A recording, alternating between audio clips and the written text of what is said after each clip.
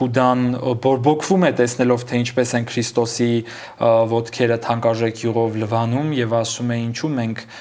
չենք վաճառում այդ յուղը եւ տանք աղքատներին, տեսեք միշտ դավաճանությունը սքողվում է ֆինանսական արդարության շղարշով։ Այսինքն Հուդան ի սկզբանե խոսում էր ինչի մասին։ Ախր ինչի մենք այդ յուղը չենք տալիս աղքատներին։ Ինչու ենք մենք Քրիստոսի վրա ավելյալ ռեսուրս վատնում, հա, այսինքն Քրիստոս արդյոք արժանի է, որ մենք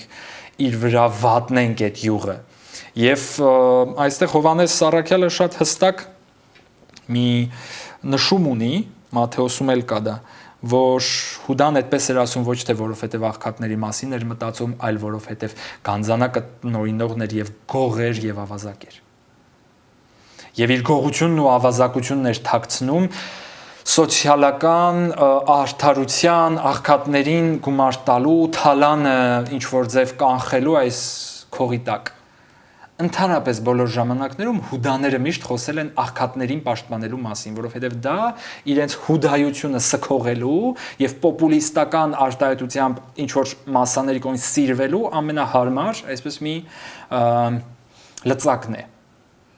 Եվ Հուդան ի սկզբանե գալով 12-ի մեջ այն մտքով, որ դե Մեսիան է,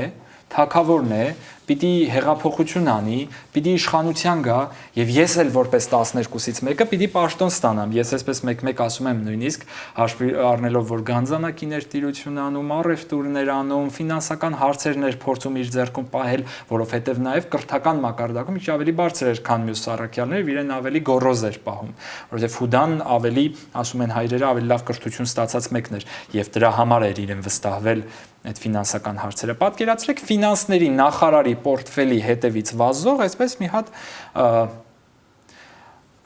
շահի հետևից գնացող մարդ։ Ու հանկարծ նա իմանում էր Քրիստոս պիտի նահատակվի։ Քրիստոս պիտի նահատակվի, հա։